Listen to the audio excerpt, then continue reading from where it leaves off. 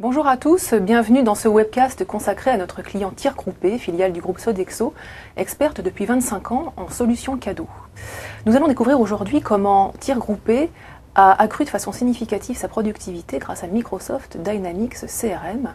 Et pour nous faire partager cette expérience, aujourd'hui sur ce plateau, Valérie Boquet, DSI de Tir Groupé, Thierry Awansou, chef de projet CRM Tir Groupé, Maya Cocasson, responsable marketing au sein du groupe JSI, qui est le partenaire Microsoft ayant accompagné Tir Groupé tout au long de ce projet.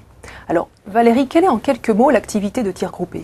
Donc Tir Groupé est expert en solutions cadeaux depuis 25 ans. Solutions cadeaux, c'est à peu près 80% de son activité sur les chèques cadeaux, mais Tir Groupé vend aussi des coffrets cadeaux, vend aussi des sites de motivation. Donc toute solution susceptible de motiver les collaborateurs ou de les doter via les comités d'entreprise. À ce jour, Tir Groupé, c'est à peu près 45 000 clients, 30 millions d'euros de chiffre d'affaires, plus de 30 millions de chèques produits par an et quelques centaines de milliers de commandes par an. Et quels ont été les enjeux de ce projet ? En fait, Sodexo a racheté Tir Groupé en octobre 2007 et très rapidement après le rachat, il s'est avéré qu'il n'y avait aucune démarche commerciale, aucune connaissance des clients et il manquait vraiment un outil de gestion de la relation client. Il n'y avait qu'un répertoire client mais sans valorisation de l'information relative aux clients, donc un vrai manque. Donc très rapidement, le comité de direction a décidé dès janvier 2008 d'initier un projet de mise en place d'un outil de gestion de la relation client.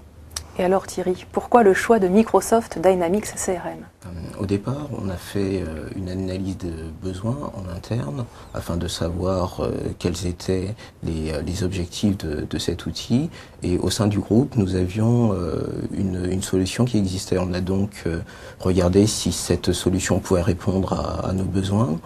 Et on a très vite vu les limites de cet outil, donc on s'est dirigé vers une autre solution qui Microsoft Dynamics CRM, car c'est une solution qui est facilement, on peut facilement la mettre en place, et surtout les utilisateurs, comme ils utilisent le pack Office, vont tout de suite pouvoir avoir une prise en main rapide de l'outil. Comment s'est opéré le cadrage de ce projet ? Au départ, on a choisi un prestataire et avec ce prestataire, on a commencé à mettre en place différents chantiers où il y a eu, avec les différents utilisateurs, une analyse des besoins, la mise en place des différentes règles métiers et avec JSI, on a commencé à lancer les différents développements. Et comment s'est structurée l'implémentation ? On a travaillé, on a fait en fait un premier lot. Ce lot, dans son premier lot, il y avait la personnalisation de l'outil aux besoins de Tir Groupé et un projet dans le projet qui est le configurateur de devis. Le principe de ce configurateur est de pouvoir créer une commande qui soit 100% productible par notre outil de production. Maya, quelle a été la valeur ajoutée du groupe JSI dans l'accompagnement de ce projet ? Tout d'abord, JSI avec Tir Groupé, ça a été une histoire, un vrai partenariat, une vraie relation. Je pense que toute la partie du cadrage dont parlait Thierry tout à l'heure a été importante, tant pour comprendre l'activité effectivement de Tir Groupé, de pouvoir comprendre également quels étaient les enjeux des commerciaux et leurs besoins métiers pour effectivement les intégrer correctement dans la solution. Ça a été également travaillé, je dirais, main dans la main avec Thierry et Valérie et l'ensemble de leur équipe sur toute la partie, je dirais, des différentes phases clés et de répondre en temps et en heure sur ce qui a été défini, puisque on sait qu'un projet est complexe, il est long et le plus difficile est de respecter à la fois le timing et à la fois le coût pour livrer en temps et en heure. Alors aujourd'hui, un an après la mise en production, quel est le bilan que vous tirez de ce projet ? Donc un an après la mise en production de ce premier lot, plusieurs éléments clés. Déjà, nous avons maintenant une meilleure connaissance de nos clients, ce qui nous a permis de segmenter le marché et du coup d'avoir des informations sur quel est le coût d'acquisition d'un client et donc en fonction du potentiel des différents clients, mettre en place le bon plan d'action, la bonne démarche commerciale dessus. Donc vraiment de rationaliser la productivité du commerce. En même temps, le marketing a maintenant des informations pour se nourrir sur la segmentation client, sur le renouveau des offres et en même temps sur comment réagit la concurrence face à notre positionnement et du coup dérouler des plans d'action.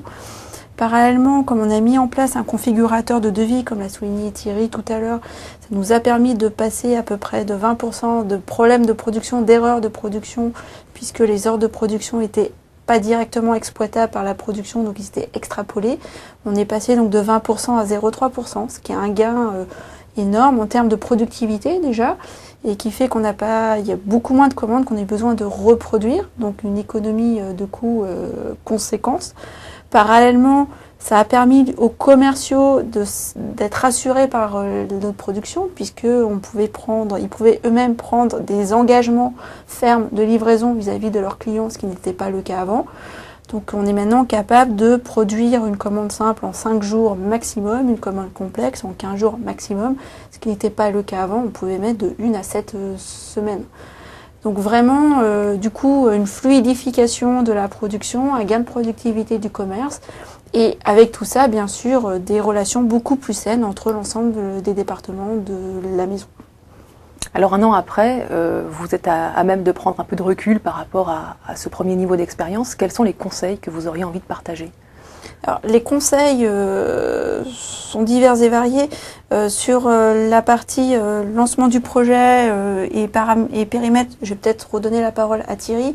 Ce que j'en tire, moi, c'est qu'il est important d'impliquer dès le départ les utilisateurs et jusqu'à la fin du projet, même au-delà, que ça devienne leur outil.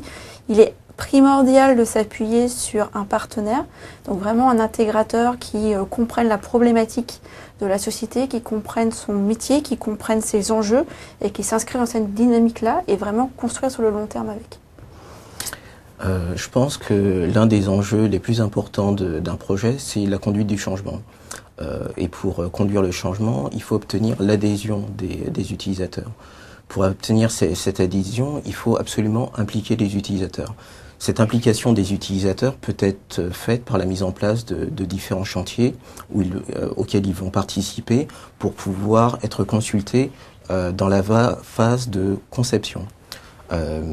Il faut également s'appuyer sur des key users qui vont être les relais du projet pendant toute la durée de vie de ce projet. Et enfin, avoir, dès le début du projet, identifié un bénéfice pour l'utilisateur sur lequel on va pouvoir communiquer. Ça peut être par exemple l'automatisation d'une tâche redondante ou, comme ça l'a été pour nous, la mise en place du configurateur de devis.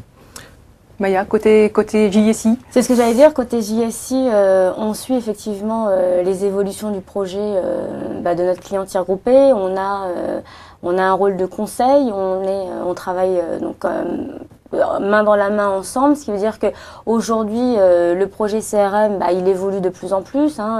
La dernière équipe qui se connecte aujourd'hui sur la solution CRM, ça date d'octobre 2009, c'est l'équipe des affiliés. On a donc ce rôle de conseil dans le sens où on connaît les modules qui sont actuellement utilisés, donc les optimiser, être réactif aussi lorsque Thierry va nous remonter les données de ses key users pour faire les petites améliorations, et puis c'est être également rôle, je dirais, de conseil stratégique dans ces évolutions, dans les choix des solutions ou des modules qui devront être mis en place, de manière à ce que ce projet CRM devienne un vrai système d'exploitation interne chez Tiers Groupé et que l'ensemble des collaborateurs soient satisfaits de la solution et surtout l'utilisent sans avoir trop de changements dans leurs habitudes de travail. Alors Valérie Bocquet, vous le disiez vous-même, l'entreprise s'est professionnalisée tout en se dotant d'un système de pilotage personnalisé et structuré de l'activité commerciale et marketing. Et je pense que le point clé a été effectivement l'adoption des utilisateurs face à cette solution vraiment personnalisée.